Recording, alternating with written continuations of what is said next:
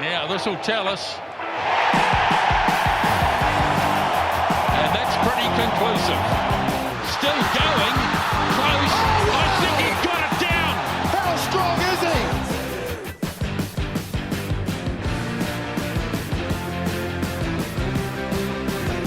he? Welcome along to another week of the Pick and Go Rugby Podcast. Hunters, not a lot to discuss over the last 7 days of rugby, so we'll just be going back and forth as we do. I am Patrick Jones, as you can see. For the big test, we've got the big three all in studio together this week.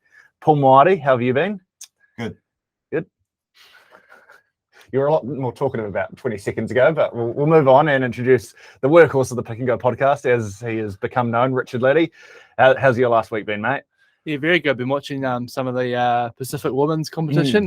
Feeling sorry for Papua New Guinea. They've had a couple of big losses, but hopefully they can get a win over Tonga. Hopefully we'll talk about that. There's a few other games this weekend to talk about. So, yeah, looking forward to getting into it. Yeah, no, it's been a lot happening all over the Southern Hemisphere as a whole, really. But I guess we do have to start in Dunedin. If you're listening to this podcast, you're all very familiar with the events of last Saturday night at Forsyth Bar Stadium. I don't know if we need to rehash any of the Yako Pepper card party that was handed out, and it's all been done, right? Yeah. One for you. Like Oprah, you get a card. You get a card. Everyone gets a card. I was surprised. You surprised? You were surprised? Yeah, we didn't see him working at the casino later on that night. He's quite adept at it. I mean, were the people tackling people around the head at the casino? How's that?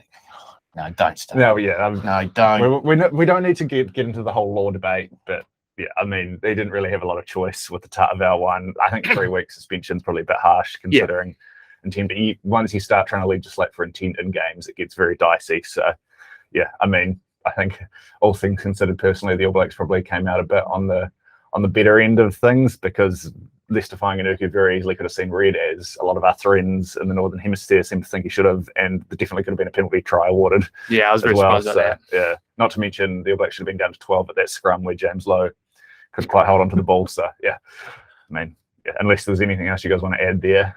So people now know the rules. Play against front row getting sent off when they're in a replacement. No, that was just absolute chaos, wasn't it? It was a huge night for referee Twitter. Yeah, it was. I think there's one thing we took from that game is you don't take Ardie Savea off. Yeah, I mean, I think in terms of actual talking points around the whole, that was obviously the biggest mistake of the game. You're down a player. Yeah, he's the last guy you take off. Pretty much. I mean, yeah, I think he's the All Blacks' best player. I mean, obviously Sam Cane's the captain. Is there an argument for taking one of your locks off before Ardie in that situation? Yes. Yeah. Yes.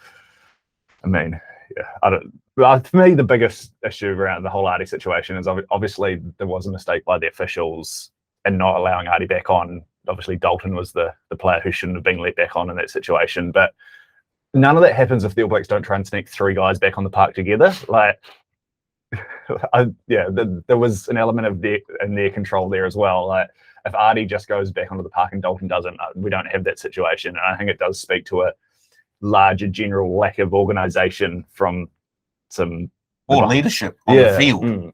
Because there was also that situation where you saw them at that scrum, they were all looking around going, am I going off? Are you going off? Ardie was saying, did you see what I did last week? Am I seriously going off? As the music stopped, I'm going to find a chair. It was like any meeny miny mo, wasn't it? You know, they just sort of, you'll do. Because was Fainganuku still off at that time? No, he can't have been. That was Tuangafasi, and they had to take a forward off. Well, because you have to, when it goes to uncontested scrums, you still have to bring another prop on to match, so you can't just have a bunch of loose forwards, I presume, playing prop. Yeah. And then you're also, by the legislation, supposed to go down to 12 as well. So I was almost lucky that didn't happen, because imagine the chaos bringing everyone back on there. So it would have been like 17 players on the field. Yeah, I think you're right there. All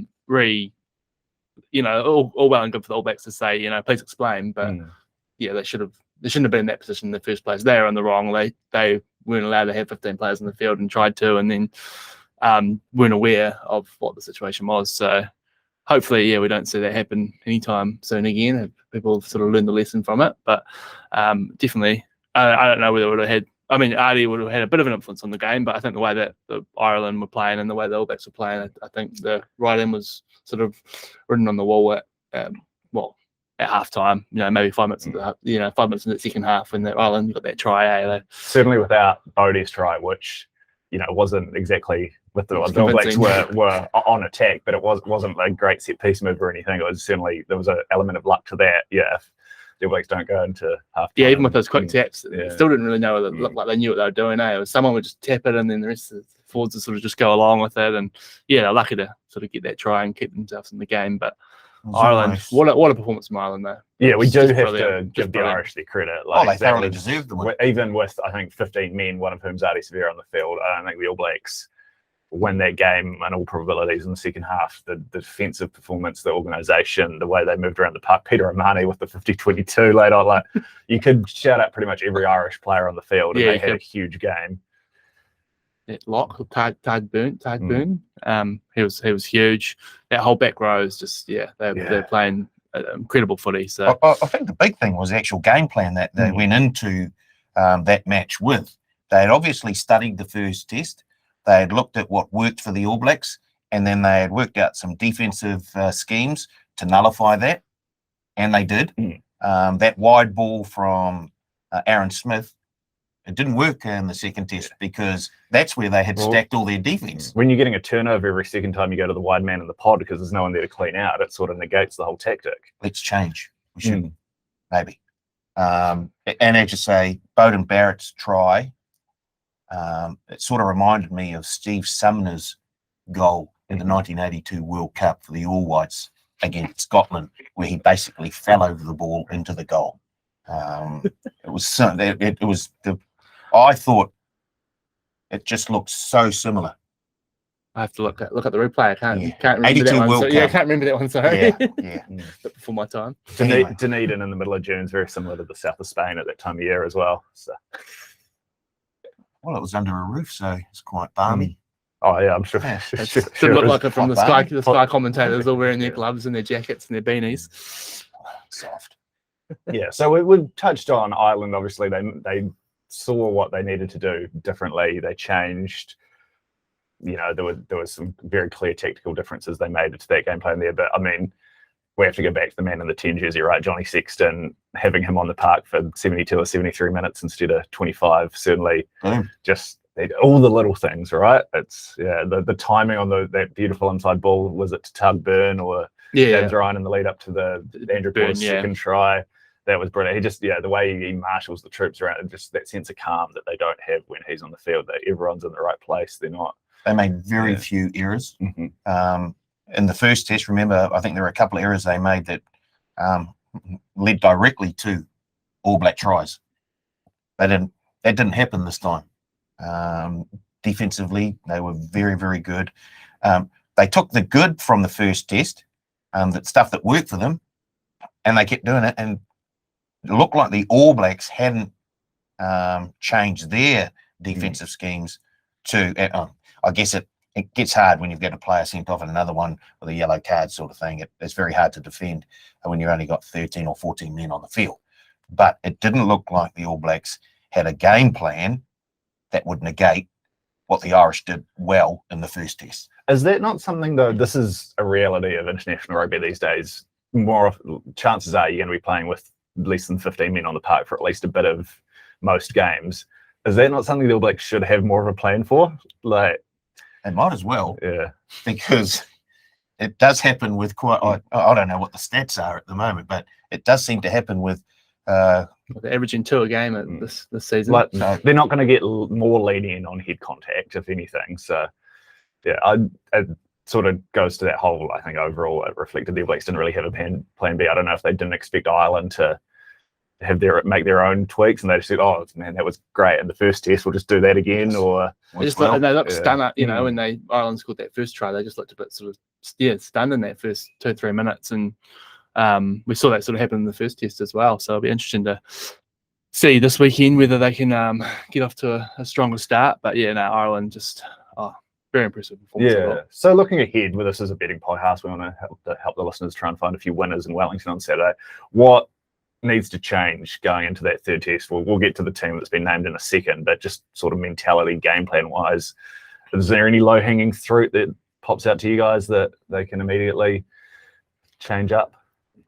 Maybe not changing up as such, but they'll not rely on Irish errors as such. But like try, I don't know, get up in their face a little bit more and try make them make a few more mistakes. We saw in the first test, like what probably 4 of those tries that the All Blacks scored were from Irish errors. So if the All Blacks can kind of, I don't know, tweak their game plan and just put a bit of pressure on and just force a few more errors. They've got the spark in that back line. With Will Jordan back there and Rico playing 13, Seva Reece on the left wing, Beauden Barrett at 10, and the bench. Unfortunately, the bench probably didn't have the impact they wanted to last week. I wonder whether tactically they could make a change if they were in that position again, whether you'd try to have Beauden and Richie both on the field at the same time, just make it work. But guys, we've seen this before. It hasn't worked. We've had players like Carlos Spencer and Andrew Mertens in the same All Black team. We're trying to fit them in both. We change them around. Didn't work then. It's not going to work this time. However, if we look at the All Black side that they've selected, our strengths are out wide and sort of around the fringes through Ardie Savea, Aaron Smith, Beauden Barrett. So let's try and exploit that. To give the guys out wide a bit of space, you need to drag their forwards in. So for us to get a bit of go forward up the middle of the park and then quickly recycle out to the wings where we've got Will Jordan, Seva Reece, Geordie Barrett. Obviously, the wide pass from Aaron Smith didn't work in the second test. Let's mix it up a bit. Have him running wide, flicking it back inside. Change things up. They were very, very predictable in that, especially in that first half of the second test against the Irish. So I think if the All Blacks can get a bit of go forward ball, quick recycle, out wide, a long way to getting close to a victory. I did think, there was a lack of directness, particularly in that second half. It seemed like the Irish defence really rattled the guys and they almost knew they were playing on the back foot. And it was, we need to get the ball wide as quickly as possible, which just led to guys like Richie and Rico having 2 Irish defenders in their face most of the time when they caught the ball and they were immediately on the back foot and trying to, rather than there was very little evidence of, I thought, All Blacks backs running onto the ball and getting some clean ball and a bit of space to create opportunities. And then on the other side of the ball, you think back to all the times Johnny Sexton had the ball in his hand. I can't really remember him ever being rushed or hassled or like just muddy things up a bit. Sort of think back to Dan Cole's interview at the 20-minute mark at Eden Park. We just need to get up in his face and put him under pressure. And was it Bodie said after the first test, not let him play in a dinner suit? Like maybe you do need, obviously discipline was an issue, but just, Ireland, they thrive on organisation and they want to move from set piece to set piece, and Sexton wants his pods where he wants them, and he always is in control of where every little aspect of the game is. Just put him off balance a little bit. I think, you have to think they've obviously got a very impressive loose forward trio, but with a bit more, you got Whitelock back there now. Brodie Rechalik's a master of sort of the dark arts in the forward pack, and he's got Barrett at 6 this week as well. Yeah.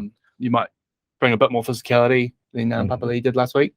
Sexton didn't even have a shower after the game. He got changed into his number ones and he was off. It was off again. Speaking of Sexton after the game, I thought it was very telling. There was obviously a lot of celebration from the Irish camp and a few of the players on the field celebrating with the fans, but Johnny Sexton was very reserved in his interview with Sky Sport after the game. That was like directly after as well. Yeah. It was the first interview, wasn't it? They were there. They're there to win a series, not a test match, right? Like, to be fair, he had a few minutes to sort of cool down, gather his thoughts, as opposed to a player who'd been on for the whole 80 and then bang going. He was hardly even smiling though. But he was very, as you say, very reserved, very. That's done. On to the next one. But they want the series. They were talking about it's a great opportunity now to go to Wellington to win a series, and they sort of put this in New Zealand context. I think, for people of probably our era, Richard, and you'll remember it very fondly as well, Paul, we all think back to South Africa in '96, like winning tests overseas. That's obviously a massive achievement. They've never done it, but winning a series is something else. Like going to somewhere that's very difficult to win a series and doing that. And so that would sort of take it from, it's already going to be a special moment in Irish rugby history that these guys they'll never be paying for a Guinness again in their lives, sort of thing, if they can do this. I'm pretty sure our good friend Goldie was part of that. He sure was. Yeah, I think, was it Fitzpatrick and Zinni who just collapsed at the final whistle because they were just so exhausted the first time All Blacks had won a series over there. It was a great moment. One of the greats. But that does bring us on sort of to the team that's been named. We touched on it. Probably the headline act is, Sam Whitelock back in the 5 jersey. Scott Barrett slides out to 6, which he's, I believe, his 3rd test start in the 6 jersey. 1 good, 1 bad. So a lot like the series as a whole. Is this the decider? Scott Barrett at 6.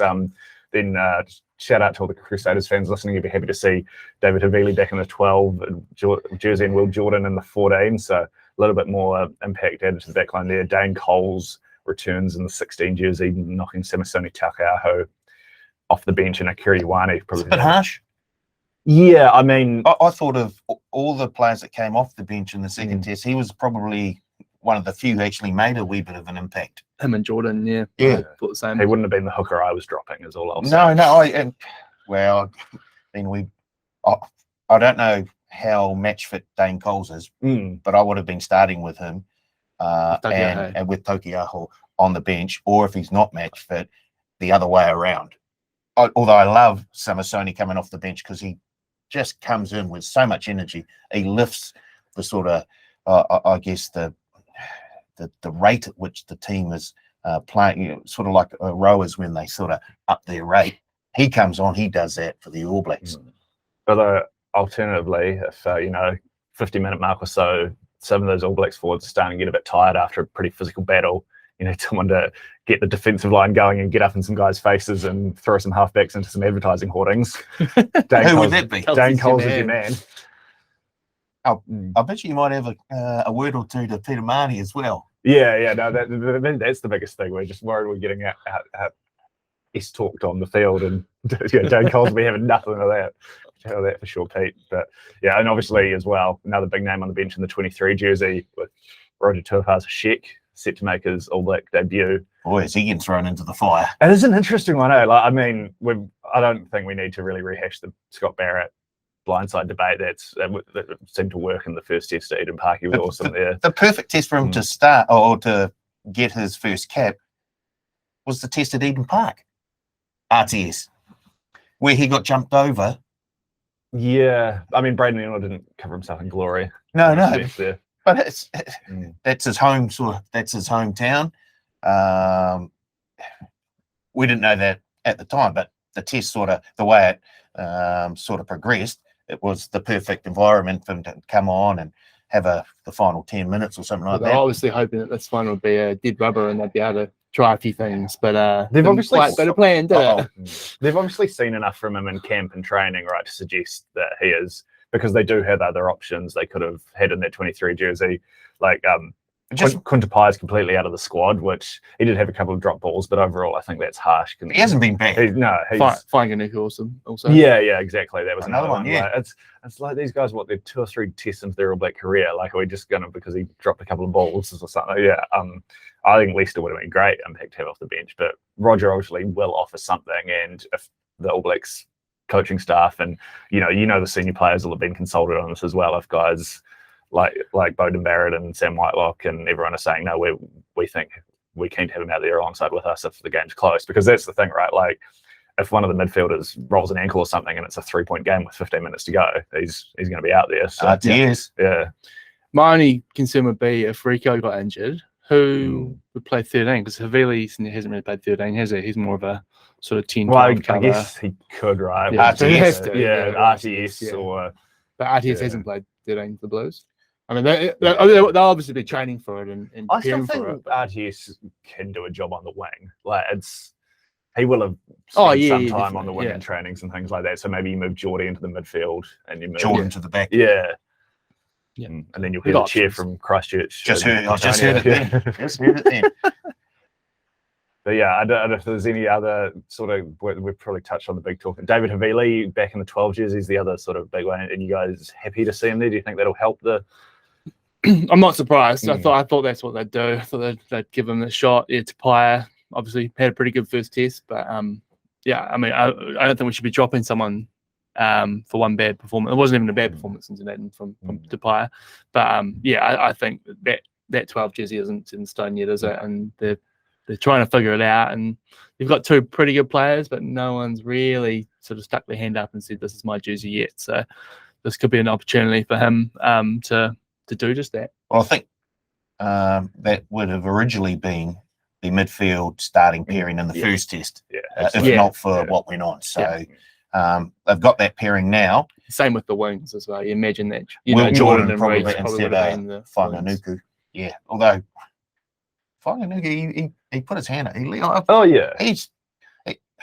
I don't think he played poorly in that second test. He made some really, really good touches during the game. Obviously, things didn't quite go entirely his way, but yeah, it's harsh to see him totally out of the squad. And you like there was a couple of those drop balls off set piece and things like that. But obviously, he was in the squad for a reason in the first place. And if you look at the guy's body, that doesn't suggest he's going to be making basic errors like that all of the time. Yeah, sure, maybe they're saying against a very strong Irish defence, we have other players we'd rather have under the pump there. But I mean, we can go back and forth all day. It'd be interesting to see as well. And one thing I sort of want to touch on from the first test there, we got Folau Whakatata in the 21 jersey, and it's a backup halfback. But thinking back to that podcast we recorded with Goldie about, everyone has to. I'd kind of think if you're chasing game, you just want Aaron Smith on for as long as possible. I was surprised he get off so early on Saturday night. Yeah, I know you wouldn't have had him in the squad to start with, Paul, but they tried. They sort of thought he'd inject something, which I don't know. I think no one could really inject it. Like Moanga was the same. Moanga wasn't able to sort of have his print on the game. But yeah, I mean, Aaron Smith is the sort of player that if you were going to leave someone on the bench. Like you think back to, this is a long time ago now, about the 2015 World Cup semi-final in South Africa, which went down to Aaron Smith played 80 in that game. Like it was almost like you need a calm head against this. Yeah, fearsome dude. It's like a bit of a hospital pass to Folau in a lot of ways. Like try and sort this out on Tuesday. Yeah. It was cool to see the moment. Two tries down on whatever it was. It was a cool moment between the two of them. Obviously, they have the relationship from the Highlanders getting to under the roof. Yeah, welcome his teammate onto the park at home and unfortunately, the game situation wasn't perfect, but everything else, it was a very cool moment. I think Aaron Smith's biggest weapon is his quick, accurate pass, and that was nullified by the Irish defence. Whereas Whakatava, his biggest weapon is the ability to pick a gap and go for it. So, I mean, remember that chip and chase that led to Ardie Savea's first try at Eden Park? Yeah, still got it. Aaron Smith can pick a gap as well. We didn't see that in the second test, so they had to do something. Either get him to actually start having a bit of a go, or get Folau on.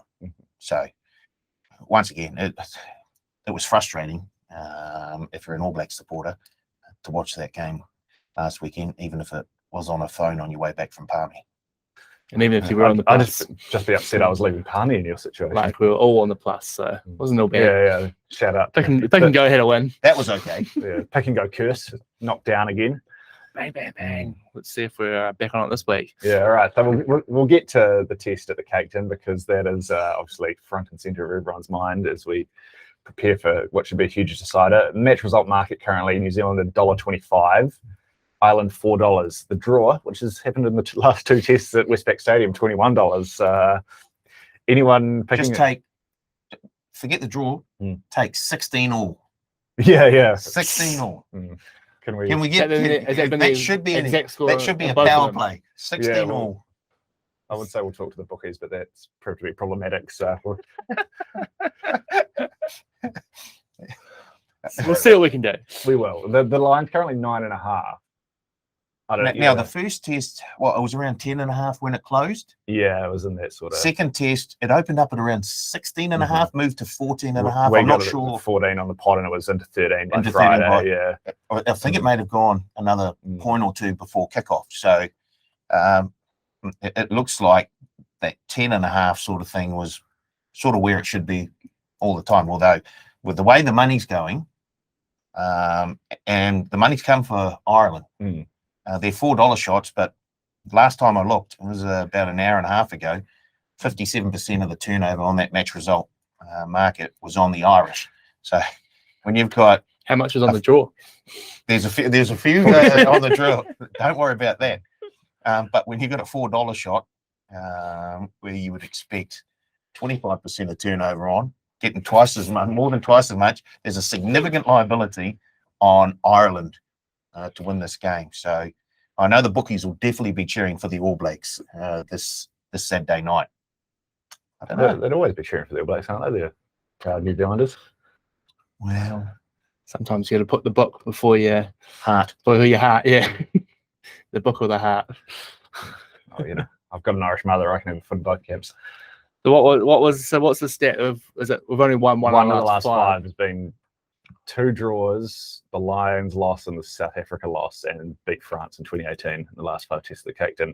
New Zealand Warriors, the Hawaris who don't exist, Eastbourne under-85s, just a few teams have won at the Cape Town more recently than the All Blacks. Wow, How much of a factor do you think this is? Like we talked about the Eden Park factor 2 weeks ago, and we're very much, it's a fortress. I think it's huge. Yeah, like it's. I think if you'd said to the boys on Sunday morning, we can move the test back to Eden Park, they would have bitten your hand off, right? Bing, yeah. Yes, on the please. plane, away you go. It's got to be something, yeah. It's obviously that doesn't quite have the history of the Eden Park record. And there's a few Irish boys who were in that test in 2017 with the Lions. So that's only going to help. I mean, and they got the win on Tuesday night as well. Yeah, the Māori All Blacks. Obviously, not many of those players have been playing that game. Great game from both sides. How good's Ruben Love's quite Have him in the 23 jersey? Try the 10 jersey. Has no one been listening to the Pick and Go podcast? It's destined for big things, that boy. Certainly not the Watch coaches. this space. I think it's probably a good thing. I think the TAB's relationship with New Zealand rugby would be severely diminished if Ian Foster was tuning in. Should we make this the breakdance podcast? You must said breakdown, but no, I get where you're coming from now. We'll see. Newsflash. So yeah, back to the Cape Town record though. Yeah. It's going to be. I think it's forecast for some rain, but maybe clearing by game time. Game time. Looks all right from what I can see. There'll be a bit of wind around, no doubt, because it is Wellington in July. Only 14 kilometres an hour. We call it an abundance of fresh air. You can call it what you like, but when Jonathan Sexton's putting a high ball up and the All Blacks have no idea how to put escorts in front of their back three to defend it. Speaking of high ball, how high was that ball from Matt Burton last night? Wow, fair dinkum. Oh no, sorry. How good was that left hook from Dane Geelan last night? Not that we, have proven that sort of stuff. No. Bring back the biff. But carry on. It must be something the Irish look at and go, for some reason, the All Blacks just don't play well here, or opposition teams step up a level or two. Like, it can't be a coincidence, right? 4 of the last 5 games, obviously tough opposition in South Africa and the Lions and that. But that was an average Australian team that drew with the All Blacks. And they should have won that game. It was a did they miss a penalty? Hodge? They hit the post or something. Yeah. I mean, Rika Ioane also didn't put the ball down. But it goes to show, like, then they go to Eden Park a week later and put 30 points on the Wallabies. Like, there is Eden Park. Yeah, I do think, it's certainly, and we say it the other way around, Ireland will be happy to be having this game at a stadium where the All Blacks have traditionally struggled. There's another power play. Will Rieko Ioane drop the ball over the line? I will give you whatever pressure what they will not end up being a power play. Okay. All right. See what we can do. All right, though. So, but the All Blacks, they're going to have to do something different if they want to win this game. They can't stick with the Hope Ireland forgot about the first test and go back to that game plan. Who needs to step up? Who do we need big performances from? Where can they turn the table, shall we say? Tight five. Sam Whitelock back. Brody Retallick. I thought he was tight 6. He's been huge in Retallick was a shining light. He's probably the best on the park for All Blacks on last Saturday, I thought. Most tests are one up front. You get that right up. You get it right up front, and everything seems to flow from that. So the tight 5 there is a huge onus on those guys to get some front football and to put the Irish forwards off their game. So everything else will go. Then we'll see the backs do what they can do. I think the man in the 8 jersey, he's well rested. He's he's obviously going to be fired up for this one. That's we talked about the All Blacks not getting that go forward ball through the middle in the second half of the last test. I think you look at a man, he's had a few performances for a team that's been on the back foot at the cake tin in recent years, and he will put his head down and he will carry 6 guys 8 meters down the field. We saw him do that. Yeah. Who was it against? The Waratahs. The quick tap. The Waratahs. And then carried 2 or 3 over the line with him. I think back to that Crusaders game last year on the Sunday afternoon. It was where he was playing on one leg and he almost single-handedly won the Hurricanes. I don't think we need necessarily an Ardie Savea performance, but I think he's certainly capable of that, and I think he'll be wanting to, come back strong. He'll be fine. Unless he's injured, he should play the 80 minutes. Oh, well, I mean, he will, providing, unless he gets carded, there's no, if I see him leaving the field for an uncontested scrum, I'm going to run down onto the field and stop it. I'll pay the fine, I'll do whatever, just we're not letting that happen. You heard it here first. Hope the Mount Smart security are Sky Stadium. There he is. White lightning. Well, maybe the red badge guys can do it for me so they don't have to deal with it, but we cannot be letting Ardie Savea off the park unless there's limbs falling off on Saturday. I'll tell you that much. He's for me the key, and then I'm very interested to see the impact off the bench from guys like Akira and Dalton. It's a bit of a weird setup because I would have maybe liked to see Patrick Tuipulotu on the bench instead of one of them, so we had that extra type 5 cover, because I think it is going to be a super physical, right? No one's going to want to make any mistakes. It's going to be one up front. Say if Barrett, Barrett or one of the locks are injured, it's sort of one of them could come on early, and the whole balance of the team is off if either Whitelock or Retallick go off early. Whole balance team. Obviously, Barrett will go into lock, but they've obviously got the game plan. And Akira's obviously coming back from an injury. If he has to play a big shift at 6, it's against it's probably not going to be his natural role where you think about where he usually thrives. We saw what he was capable of last year. Was it that game against the Springboks? Was it where Australia, and everyone was, we found our, we found our blind side, we found our 6. I think this might be, as they say, different gravy.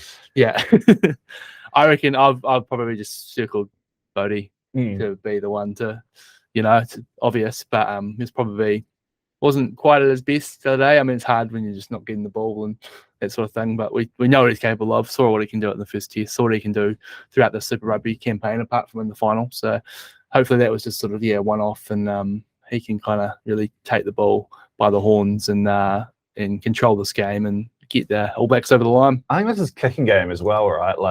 There was some questions asked his kicking game. He does have a very good long kicking game, but he doesn't always use it. He can get caught into these little chip kicks, or obviously he likes to take the line on. He's played a lot of games at Westpac Stadium, obviously. Yeah, as well. He'll be familiar with the conditions.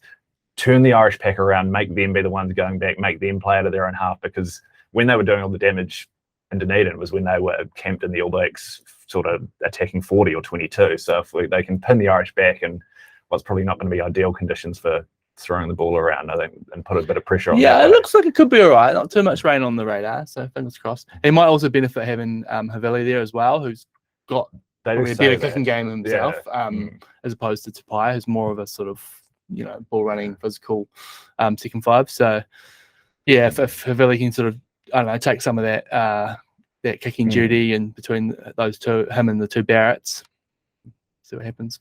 I think he's there more as a link man for the back line and defence. Lockdown, maybe even put a wee bit of pressure on our good friend Johnny Sexton. Yep. Yeah, I'm still not sure who's bending that defensive line out of the All Blacks back line, really. You've lost Leicester and Tupai, who are probably the 2 strongest ball runners, which is Rico, maybe? Yeah, I mean, he can do it. It's not really his game, right? You think about someone, you just need that sort of inside ball off the first 5 shoulder to get a wrecking ball, get a bit of front football, so you can get an exit play going, or you can Jordan. Now we shall see. I don't know. Is there anything else you guys have got your eyes on? We've chatted plenty about this test. I mean, I just keep coming back to. I think it's going to be attritional. It's going to be gritty. It's going to be ugly. There's going to be a lot of work done around the flanks, and it's going to be the small moments that win it. And I think the odds are way out of whack if you ask me. 9.5 is plus. We're all on the plus last week, and I don't know. A 5-point swing, that's not too much for either of you two? Not from what I've seen so far. Any other talking points, areas you're looking out for? Anything we've touched on before we move on? More a betting talking point. That is a betting podcast. The 3 Barretts start again. And of course, there are a number of punters out there holding on to tickets that say the 3 Barrett brothers to score 3 or more tries in the series. They've got 2 so far. Geordie in the first test, and then Bodie on Saturday night. Doesn't matter which one of the Barretts score at Wellington. They just need 1 more. $8 that was. Opened up at $8. And what did it come into? $3.50 after Scott was named at blindside in the first test. Yeah. $3.50 before the first test. So weird one, because you wouldn't have expected that bigger swing, because they would have assumed most of the tries were going to come from the 2 backs out of the team. But they also wouldn't have known for sure if Bowden was Bowden and both Geordie and Bodie. Bodie. Because they do have pretty decent players. Yeah, where they're going to start Wonga, have Bodie at fullback and Geordie maybe coming off the bench. Yeah. So for those punters, good luck. You haven't won yet, but you're sitting pretty. Yeah, because I don't think there's going to be a lot of tries scored on Saturday night. We haven't seen that many the last. Well, like you said, the last 2 tests that came, 16-all. So I think it was just one try per side. The South Africa game was 1 try per side. When one of those was in the last second. Right. Yeah. Something to keep. There would have been more in the Australian test. If Rico had grounded the ball. Yeah. So here's a power play.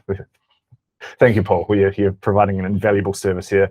All right, we'll just jet around a bit of the Southern Hemisphere and do a bit of around the grounds before we get back to best bets. So stay tuned to get the official best bets from the team at the end of the game. Just on a hot streak. So we'll be back for that shortly. But we're going to head to the SCG, another series decider after England. England did their way back into that series. I'm going to say plenty of talking points there as well. But I think it was I was watching the Sky coverage before they cut over to Brisbane, and I think it was Rito and Goldie were just saying, well, England have to win. They'll just win. And they shut Australia out of that game before they even got a chance to get into it. It was the try early on off a rolling ball, but not Jamie George, very unfortunately. So Jamie George first try scorer back. Their forwards were huge. Yeah, that was the thing, right? That's where they won it. That's where the Australians were so good in the first test. Their forwards had the upper hand. This time, I think it's been a while since I've seen Billy Vunipola have a game like that. I thought he was very, very good, albeit off the back of the type 5 that were doing their job and get the go forward. So, the forwards were superb for England. Alice Genge was huge. Courtney Law's real captain's knock. Atoje, game. Can they do it again this way? I mean, Australia, Caden Neville's the latest guy to go down. So that's their starting second row from the first test out for this one after Darcy Swain got a week lease for the deliberate headbutt than Angus Tarvell did for his infringement. But Australia are starting to look pretty light on up front. Still slight favourites though, despite all their injury issues. Their first half didn't really go in their favour. Who was at the back? Pattaya. He was out pretty early. I think he's out. There's talk Reece Hodge is going to have to start at fullback. Oh wow! Yeah, he just came on from the Australian A squad last week, didn't he? Yeah. Fresh and then Parisi, who came on for him, he got that yellow card, which is speaking of debatable yellow cards and stupid rugby laws, but we'll save that for another day. Basically, you can't intercept these days. Well, you can't. Either intercept. You can't have hands. It seems like, because if someone throws the ball, you either get it, or if you don't, it's a card. You either get the intercept or you don't, and it's a card. Yes. Yeah. And yet the wording that the referee uses, deliberate knock down or not. Andrew Moore's reaction: No, that was not deliberate. That was not deliberate. Love it, Look, the Wallabies, their depth has really been tested here, and I'm not sure they have enough depth to, I guess, compensate for the players that they have lost. I just don't think they've got the kettle up front, right? Like, I was already concerned about their forward strength compared to England when they had a fully fit second row and everything like that. It sounds like Rob Leota might be moved to the bench to provide more punch as they bring Harry Wilson on in a number 8. it just, the odds to me, seeing Australia at 2:30 again, it's sort of England at 2:30. England at 2:30. Sorry, Marcus Smith certainly didn't have his best test in Brisbane, but him and Owen Farrell are only going to be more comfortable with the likes. I still think Smith and Stewart are probably the two best backs on the field. All things considered, it's going to be tough to hold them out again. Really, I was on Australia last week. I'm going to stick on them. I think that the game was sort of, as you said, England sort of just shut them out so much in that first half. They were never able to sort of get themselves back in the game. They probably were the better team in the second half, but still just they weren't able to pile the points on. They got themselves into the sort of positions. But I know they'll be keen.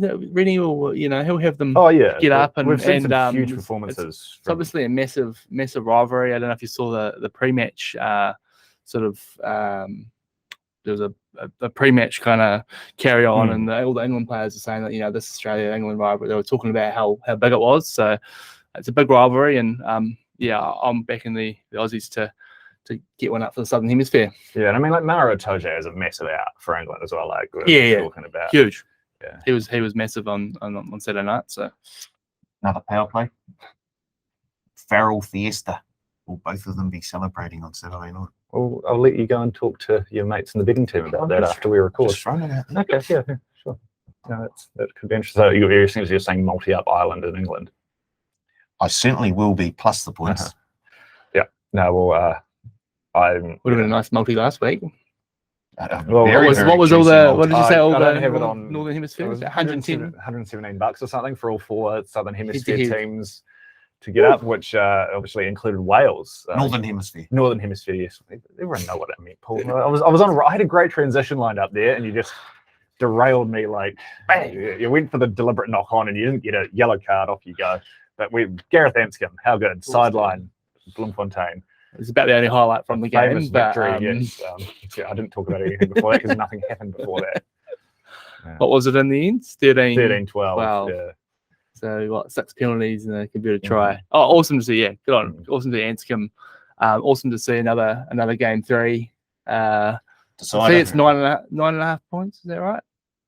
South I Africans. think it might be a bit bigger than that. Wales are 460 in the head-to-head market. So it's they're $1.20 in the overball 11.5? multi-buster zone as we 12.5 you can get. 12.5. Which Considering South Africa, what we've seen so far, I think that 12.5 seems like pretty nice bet. Yeah, South Africa have brought all the big Plus. guns back into this one. It's I think 12 changes. It's the same back line from the first test, except they've got Andre Pollard and Jaden Hendrickson in the halves instead of Faf box clip to Kip and Elton Gentries, who's been sort of their sacrificial lamb in the media over in the Republic. So, but this is when you talk about the pressure on Foster and co to win the series here. It's not the same because they won a World Cup 2 years ago and they won a Lions series last year, but you don't want to be losing a home series to Wales if you're a Springbok coach. It was the first time Wales had won in South Africa as well. Yeah. So I think it'll. We know. I think they'll win. I just think they'll win, and that $1.20 is a good bet, guys. Yeah, we know. That'll be on all the multis. What game plan they want to play, and it's not going to be scoring in sevens. No, exactly. So if you can get it's 12.5, that's 4 penalties. Well, obviously, just rugby is international rugby union bonus back is in play on all these non-All Blacks games. So if you place a winning team in margin pre-match bet and team wins but by the wrong margin. What can you give me? Refund up to. What can you give me for South Africa 1 to 12? Give you $3.10 for South Africa 1 to 12. Woo! Which is jumping out to me. I'll have to change some of my betting strategy for the week. Your interest? Yeah, it has. Where are you leaning on this one, Paul? I'm happy to take the plus again. You think Wales can do it? Can they cause an upset? Yes, they certainly can. They can. I don't think they will, just because the South Africans. They really don't. The amount of changes they make between test and test, it's like you're playing a different country sometimes. And just the sort of physical toll of playing 3 tests against the South Africans at altitude. Wales don't have the luxury that South Africa do to play essentially a different forward pack every week. So you got to think if it does come down to it, those late rolling balls when Malcolm Marx is on the end of a forward pack, the South African is he last try scorer? Is he on bench? Yeah, in the 16 jersey again. There you go. And is Bongi playing? No, I can't remember who. I think he did get the start, but shout out to South Africa for naming their team 72 hours in advance of every test as well. Just FYI. No secrets there. No, So good. yeah, but I can't see Wales winning. I'd probably lean more towards the 13 plus than the Wales head to head, but I do like the 1-12 because I don't think South Africa, they just want to get the result and get out of here and onto the All Blacks. Yeah. Probably, I'm with you there. Scotland, obviously, big win in Argentina. Yeah, it was. No Cabelli and Sanchez again for the third test for Argentina. I think their value as underdogs. Personally, not a lot else to add on this one. But With you. Not massive underdogs, are they? no, As compared to last week. Yeah. I had them as my value bet last week at about 350. So that was a nice watch. Yeah, $2.10. Argentina $1.77. Argentina dealing with some injury issues outside the halves as well. A couple of forwards. So Yeah, that'll be nice and early. Something about 10 past 7 on Sunday, guys. a lot of golf to be watched overnight. So see that Yeah. I will be up at 3:05 with 2 screens going with the Open Championship and South Africa as well. What a weekend of sport. It's so good, yeah. Four deciders. Yeah, the Open Championship. Brilliant. Full round of NRL. How good. Very excited for it. Should we get some betting then? Let the punters go and prepare for the weekend themselves. Let's do it. I'll give you the honours, Paul, first. What's your best bet for the New Zealand versus Ireland game? Ireland plus 9.5. And you, Richard? Yeah, much the same. I'm not going full all in on the plus this week. Mixing up just a little bit of extra value. The try bet's been making a comeback on this Nice. podcast. Either team 7 and under 260. I think that's a great bet for 260. 260. I That's think very it's good. going to be a very close game. I also had New Zealand 1-12 at 260 as well. So as a bonus. Oh no, it's not bonus bet. No, Is it?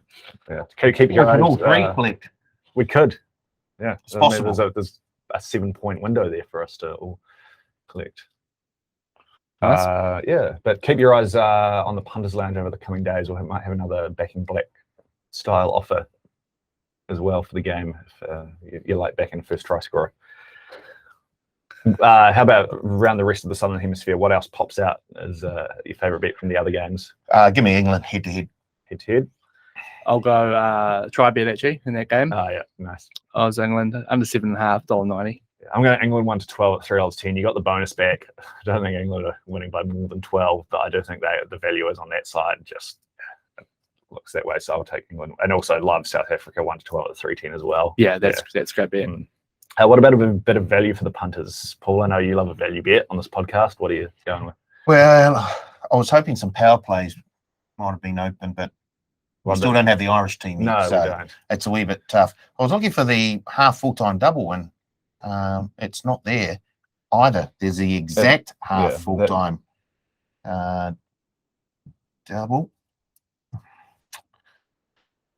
Yeah, no, I used to like the one that was draw at half and or full-time. Right. That one. Well, yeah. Because you did say. Sure, it's there somewhere. I don't know. No, they don't do that anymore. You go, Rishi, and I will find. I'll go something here. actually a half-time, full-time, but for the England-Australia game. I'll go England-Australia, $6.50. England has been starting the game as well, but I reckon Australia will have enough in the tank to get to come away with that. But I think it will be close. And if I was playing a bonus back in that game, it'd be a 1-12. Would love to see it. But just can't. I'm going in the winning team in margin 5-point market for the All Blacks game.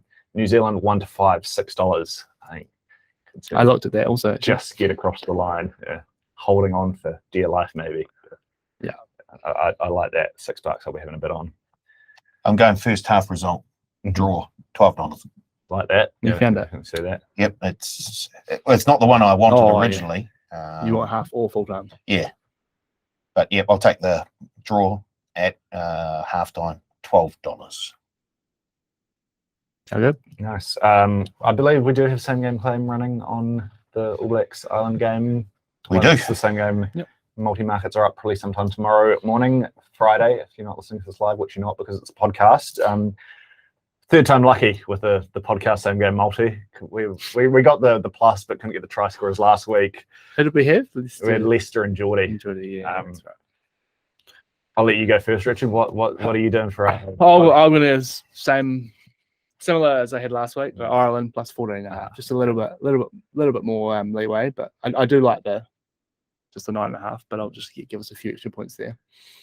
Chucking halftime draw and No, I'll take Ireland plus 9.5, and I'll also have. So you just well, that's sort of there's a related outcomes thing there. I'll go. Ireland plus 9.5. Oh, I see. got 14.5. Sorry about that. Okay, I'll do something else. I'll just take Ireland to win at $4. And the same game multi. Can't you? Well, you can, yeah. No, But that's also like it's sort of negating Richard's league. But no one's ever accused you of being a team. Well, So Well, I don't want to take a try scorer because I don't think there'll be too many scored. fair enough. There's plenty of other options. Total points under. Yeah, okay. I think this segment might be. I really struggling don't. to see the line. No, you're killing me. I was going to chuck Killing Ardie me. to score and to the Savea multi for a bit of value because, like I said, expecting a huge game from the great man. So get Ardie in there. And then obviously Overball multi-buster, plenty of games going to get involved there. The forward touched on. There's some Pacific Nations Cup. Hoping to see my flying Fijians bounce back against Samoa on. You can Saturday. get New Zealand head to head, Australia or England, South Africa and Argentina or Scotland. Yeah. If you just head to head, they'll all be. Well, if I was going to do mine, New Zealand, just your multi-anchor. a multi-anchor. Yeah. Oh, South Africa. Right. Yeah. No. Yeah, I'll just tell you with thinking. that. Paul. Multi-anchor. You don't want me to go Ireland plus 9.5. That's do you? fine. No, Because, that's a decent multi-anchor if you want. You can go in all your multis. England head to head. Yeah. I'm going England plus $7.5, $40. Don't think Australia's winning that by a bit much. I've just put my multi together. All right. $5.26 head to head. New Zealand, Australia, South Africa, Scotland. So that'll It's a nice be little value, yeah. that'll be where I'm going. I have to. Malcolm Marks try score. Need to make that happen. Yeah.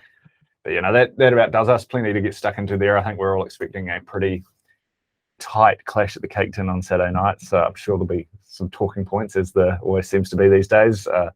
We will be back next week. No rugby as such to preview, but there'll be, maybe look ahead to the rest of the All Black season, and the NPC's on the horizon. So might have to bring my bucket along with me. Until then, punters, enjoy all the footy this weekend. It's bound to be a great weekend. Hopefully you can find some winners, and we will talk to you again this time next week. Go well.